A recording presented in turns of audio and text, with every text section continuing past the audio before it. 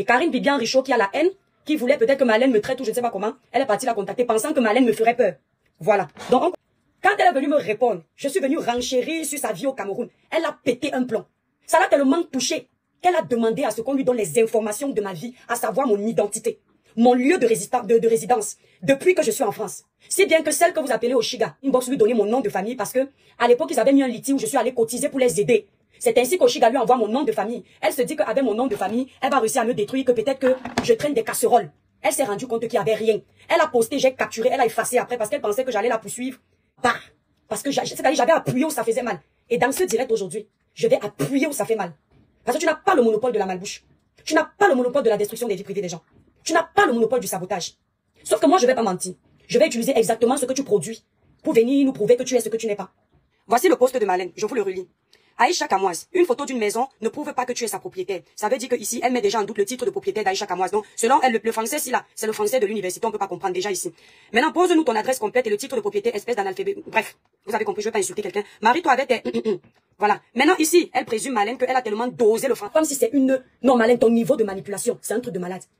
Quand l'année dernière, Marlène Nvoutouma m'a clashé, ou du moins m'a fait un droit de réponse en mode clash, elle a dit s'être mariée sous le régime de la séparation des biens. Serge Anango, si vous allez sur la page de Serge Anango, je crois que Serge a suivi ce que j'ai dit, il a ressorti le document qui prouve qu'elle est mariée sous le régime de la séparation des biens.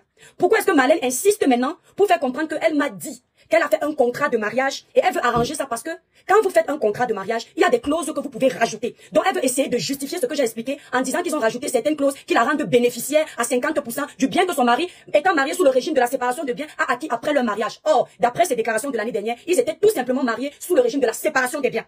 On continue. Marlène, c'est-à-dire que quand tu fais tes choses, moi je suis la plus grosse illettrée de Facebook, je le dis toujours. Mon niveau scolaire c'est la maternelle. Mais je ne te mens pas, il y a des petits illettrés qui viennent après moi. Écoute bien.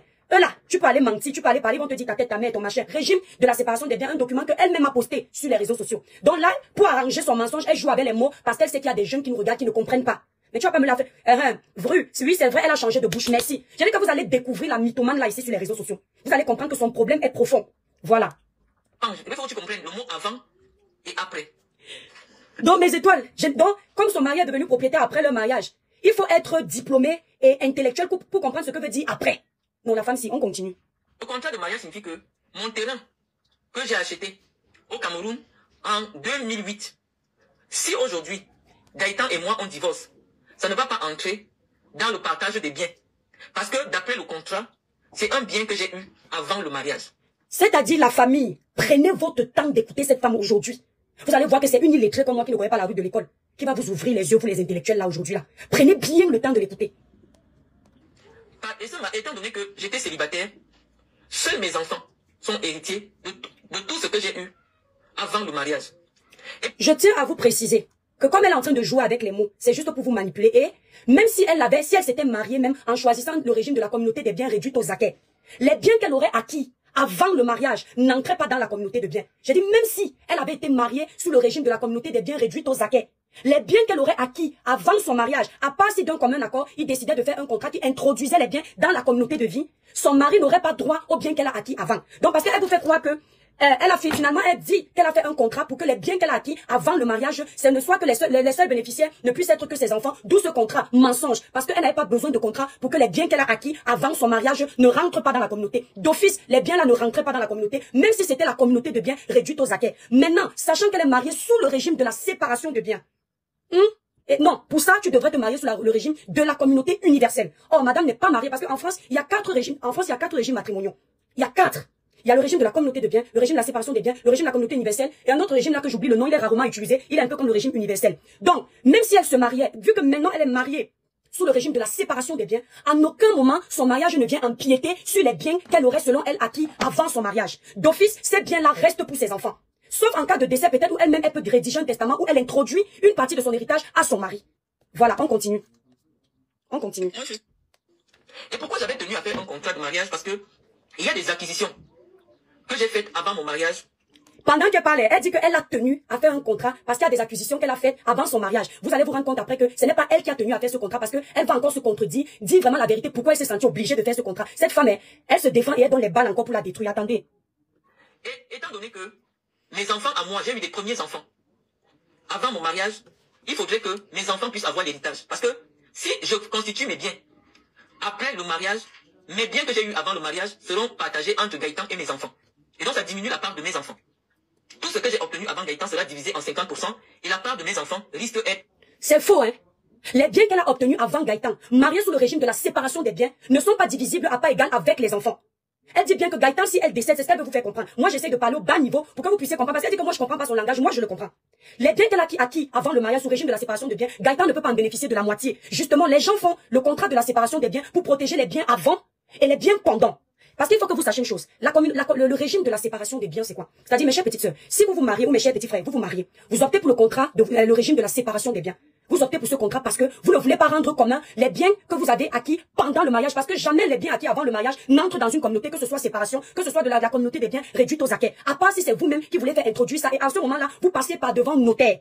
Maintenant, où est donc maintenant l'avantage de s'être marié sous le régime de la séparation des biens si en cas de décès ou pendant le divorce, en cas de divorce, vous êtes encore obligé de diviser la moitié de ces biens-là à part égale avec vos enfants et le conjoint alors que vous étiez en séparation. La séparation de biens n'a plus donc son avantage. Or, le seul moment où vous pouvez bénéficier de la moitié d'un patrimoine acquis pendant le régime de la séparation des biens, c'est si et seulement lorsque vous avez acquis ce bien, vous avez introduit l'apport de chacun. C'est-à-dire que vous avez fait un achat en indivision. Le notaire va prendre en considération la quote-part de chacun. Et vous décidez que ce bien devient commun. En cas de séparation maintenant, pendant vous étiez sous le régime de la séparation. Le bien que vous aviez avant, en cas de séparation, n'entre pas. Maintenant, si pendant le mariage, vous avez décidé que vous achetez le lait corps royal brillance en indivision, ou alors vous voulez rendre ça commun, mais ce sera un achat en indivision. C'est obligé. C'est un achat en indivision où on va dire, on va prendre la quote-part de l'étoile chrétienne, on va prendre la quote-part de son conjoint. En ce moment-là, c'est un bien commun et on sait quand même que chacun a apporté ça. Et au cas où il y a séparation, chacun prend ce qu'il a apporté. Donc, il n'est pas impossible, en cas du régime de séparation de biens, d'acheter un bien commun, mais ça rentre dans le cadre de l'achat en indivision. Je ne suis pas juriste, je ne suis pas diplômée, je n'étais pas à l'école, c'est la vérité. Mais la grâce que Dieu m'a donnée, c'est que quand j'arrive dans un pays, je ne reste pas seulement sur les réseaux pour faire le Congo ça. Surtout, je m'intéresse à tout. On continue.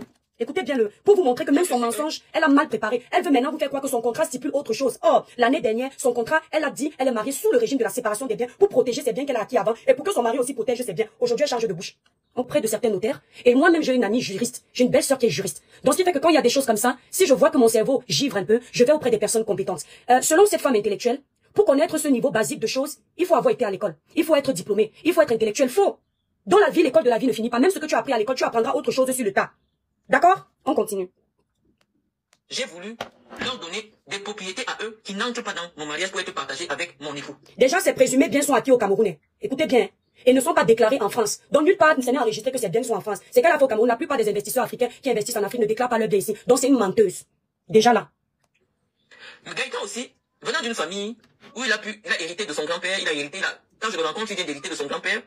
Et pour rassurer son père, qui voyait que j'avais eu de grands enfants avant Gaëtan, rassurer sa famille et tout ça, nous avions fait en 2017, un an avant notre mariage, un contrat de mariage chez Maître des Bières. Donc peut-être que je vais remonter mon acte de mariage, parce que nous sommes sur le mur des preuves.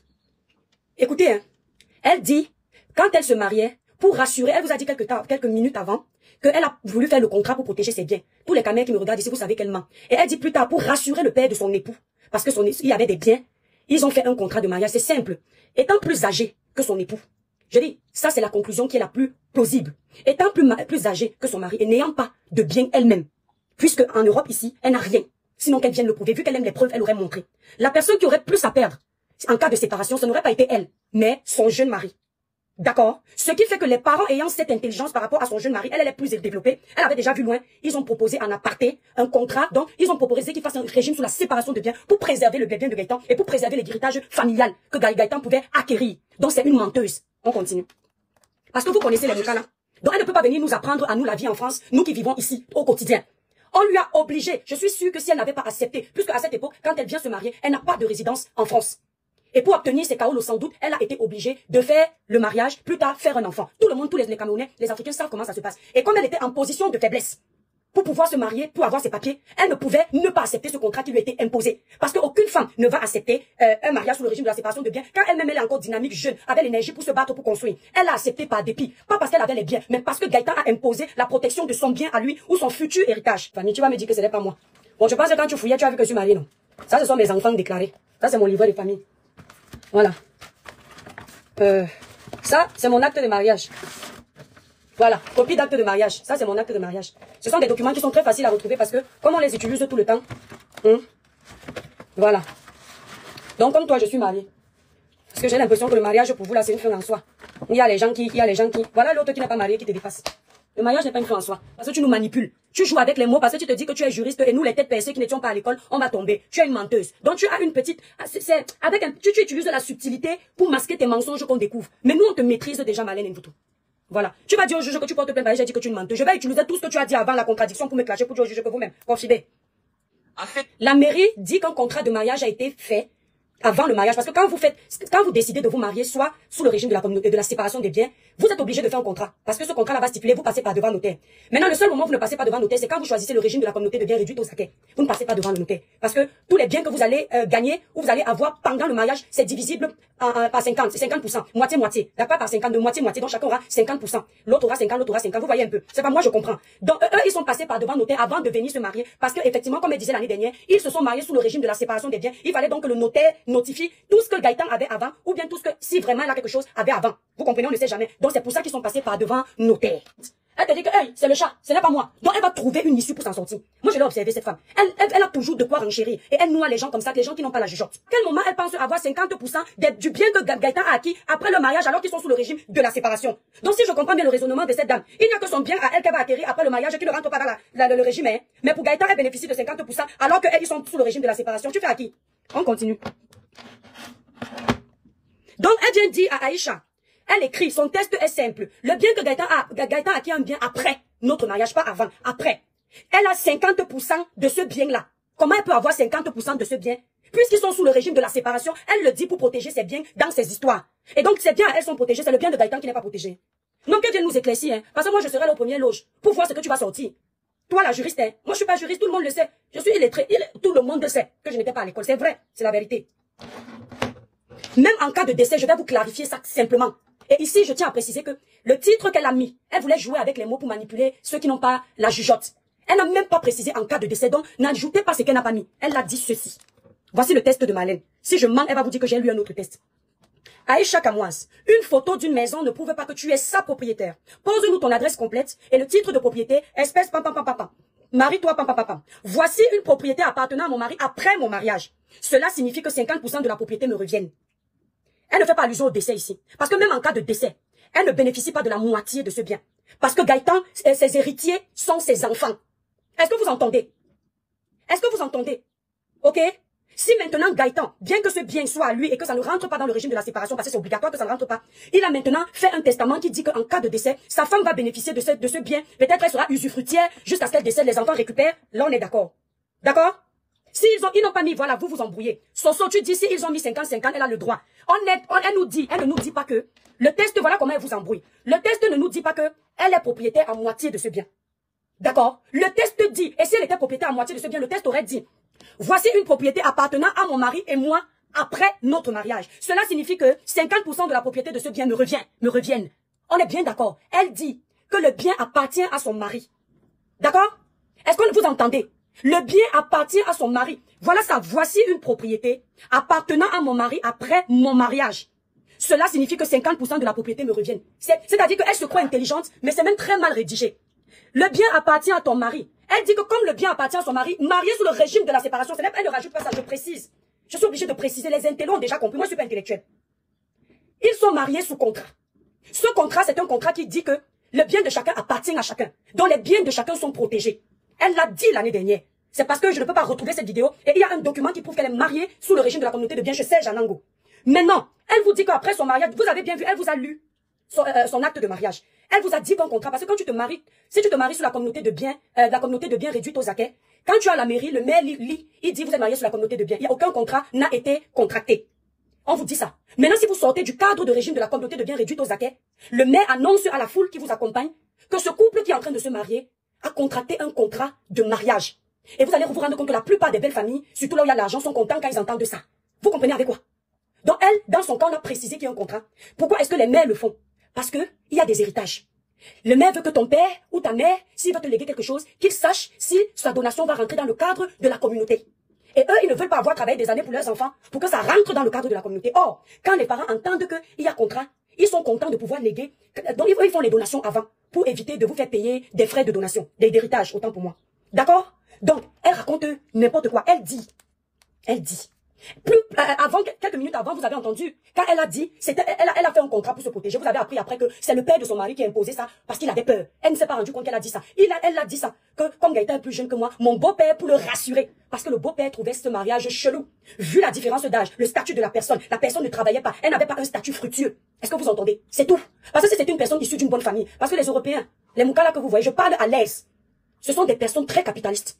Et ce sont des personnes qui volent avec des personnes qui volent au même niveau qu'elles. Dès que tu vas te mettre en couple avec quelqu'un qui a moins, si toi tu es une étrangère, ils enquêtent d'abord sur ton statut financier, ton statut matériel, ton niveau intellectuel, tes diplômes. S'ils sentent qu'il y a anguille sous roche, que tu es moins que leur enfant, ils vont tout faire pour mettre les bâtons dans les roues. Et les bâtons dans les roues de Marlène, c'est le contrat qui lui a été imposé. Je ne discute avec personne. Sandrine me dit, je raconte des conneries, c'est dans ta tête. Tu m'apprends pas la vie. Est-ce que vous entendez? Les bâtons dans les roues qui lui ont été imposés, c'est le contrat. Je n'ai pas discuté avec celle-là. C'est le contrat. On continue. Moi, je suis plus âgée que Gaëtan. De très très loin donc. On le sait. Si la nature est normale. Elle insiste qu'elle est plus âgée que Gaëtan de très très loin, pas parce que elle est contente de vous le dire, mais parce que vous êtes déjà au courant de ça. Donc c'est une femme qui manipule tout le temps. Donc là, elle fait comme si elle est c'est une personne très ouverte, qui n'a pas de secret dans sa vie, qui ne cache rien. Non, c'est parce que vous savez déjà tout sur Facebook qu'elle est l'aînée de son mari de très très loin. Et moi, je vois pas de problème dessus dedans, hein, parce qu'il y a bien des hommes qui épousent des femmes, 30 ans de différence. Ça ne dérange personne, je ne vois pas pourquoi. Merci là-bas, Karine. Elles vont vivre ça un jour, non? Moi, je suis toujours comme ça. Je leur donne les conseils à mon niveau. Moi, je leur ai jamais dit que je suis juriste. Maman, ça a commencé où? Je leur ai jamais dit que je suis avocate. Mais dans la vie, parfois l'école de la vie est plus importante que les crayons. Tu peux épuiser l'encre du stylo scolaire, mais tu es nul dans la vie parce que tu n'as pas essayé de te cultiver. Être autodidacte, c'est important sur beaucoup de domaines, sur tous les domaines même. D'accord? L'école, c'est quoi? L'école, c'est la théorie. La vie, c'est la pratique. L'école, c'est comme la conduite. La théorie, c'est le code de la route. La pratique, c'est déplacer la voiture. Connaître les mouvements. Si tu as appris le code, mais tu ne sais pas pratiquer, c'est mort, ton code ne te servira à rien. Si tu as fait l'école, mais tu n'as pas l'école des bancs, mais tu n'as pas l'intelligence de la vie, la sagesse de la vie autant pour moi, tu n'as que l'intelligence scolaire, tu es vide comme une noix de coco qu'on a dépossédée de son eau. Il faut que vous le sachiez.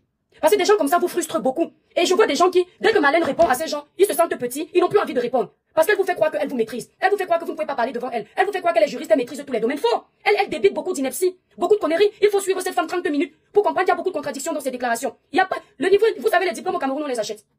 Certifier certains diplômes au Cameroun qui ne sont même pas des vrais diplômes. Oh, dès que tu as un bon numéro au Cameroun, tu passes un coup de fil, on va t'appeler, fais ceci, ça passe très vite. Maintenant, mais moi, je ne doute pas des diplômes. Parce que je sais qu'il y a des diplômés qui sont très bêtes. Je le sais. La vie zéro. Ok? Donc, n'ayez pas peur de lui répondre. N'ayez pas peur de prendre le temps de l'écouter pour démonter ses thèses. Lui faire comprendre que l'école ne suffit pas. Et même quand vous te dites les prédits que c'est vrai, c'est elle qui a raison. Mais vous lui montrez que nous avons à la tête de certains pays des illettrés qui gouvernent très bien leur pays. Nous avons à la tête de certains pays des illettrés qui ont été mères et qui ont très bien mené leur mandat. Exemple dans mon pays, le Cameroun, Madame Foni, une mère très aimée parce qu'elle faisait un bon boulot. D'accord? Nous avons à la tête de la présidence de la Fédération de football camerounais un monsieur qui n'a pas les masters, mais qui a dit qu'il dirige. C'est ça la vie. Parce que vous allez remarquer aujourd'hui dans certaines sociétés, on ne vous demande plus votre CV. Vous savez pourquoi? Parce que dans un CV, n'importe qui peut mettre ce qu'il veut. Tes années d'expérience peuvent être inventées. Tu peux raconter que tu as géré tel nombre de personnes dans une boîte. C'était faux. Tu donnes le numéro de la boîte, c'est ton ami qui est gérant là-bas. Il confirme seulement à ton futur patron que c'est vrai. On te recrute sur la base de zéro expérience. Maintenant, c'est sur le tas qu'on découvre que tu n'as rien. Aujourd'hui, dans certaines entreprises, les diplômes ne comptent plus. C'est la pratique. Madame, mettez-vous sur le terrain, montrez-nous ce que vous êtes capable de faire. Merci là-bas pour là. Mettez-vous sur le terrain, montrez-nous ce que vous êtes capable de faire. Dès que tu as montré au patron que c'est bon, il est capable de chasser même celui qui a la licence. Il dit que sort de ma maison. Parce que ta licence peut ne pas te servir. Nous, on a les exemples dans notre société. On a fait virer certaines personnes qui étaient très très haut, qui ne rapportaient pas, ils faisaient les pertes tout le temps. Mais on a pris des personnes en dessous qui font le boulot crème. C'était notre amour, mais elles ont pensé qu'il fallait qu'on se protège parce que Gaëtan avait des biens et moi j'avais des biens. Donc vous avez entendu, non? Donc je viens de dire. Leurs familles respectives ont respecté leur amour. Mais elles ont pensé au pluriel qu'il fallait protéger leurs biens respectifs parce que Gaëtan en a, elle en a. Faux, j'insiste. La famille de Gaëtan s'est sans doute opposée à leur mariage au début. Écoutez bien, parce que sans doute elle était sans papier, sans travail, sans vie stable en France. Et ils ont protégé leur enfant, ils ont dit, on respecte votre amour. Mais sachant que ta partenaire en face n'est pas une valeur ajoutée dans notre famille, s'il y a divorce, on préfère protéger les biens de notre famille parce que qui dit Gaëtan dit sa famille, qui dit la famille de Gaëtan dit Gaëtan. Et ils ont donc tenu à ce que il y ait contrat de mariage pour qu'il n'y ait pas un acte à l'amour. C'est tout. Et c'est ça qu'elle ne veut pas bien expliquer. Elle joue avec les mots comme si ce n'est pas un live de clash. C'est un live d'éclaircissement. Parce que je suis fatiguée de ces pseudo-intellectuels, ces pseudo-diplômés de la toile, qui sont toujours en train de vouloir vendre le rêve. Pourtant même le rêve même est étonné. Vous comprenez? Donc elle vous amène là-bas pour vous enlever du côté où elle vous faisait comprendre qu'elle est propriétaire. Tu n'es pas propriétaire, ma chérie.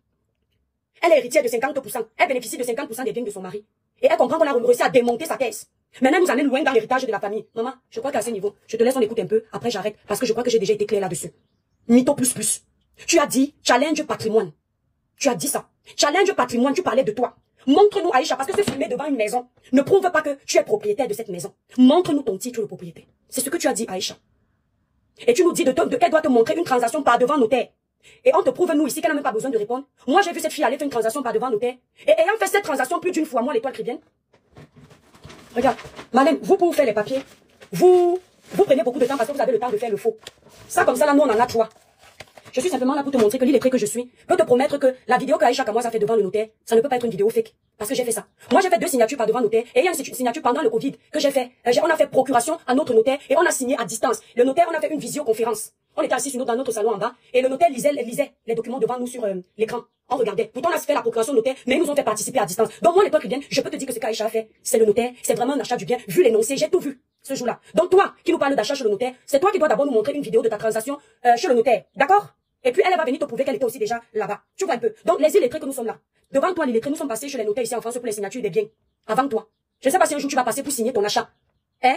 Je ne sais pas si un jour tu vas passer pour signer ton achat. Je ne te demande pas qu'on t'appelle pour venir signer que tu auras 10 € dans l'héritage de ton beau-père. Je parle pour toi. Parce que toi, on a l'impression que tu vis dans ton mariage, tu attends que tout le monde décède pour t'enrichir. C'est très malsain.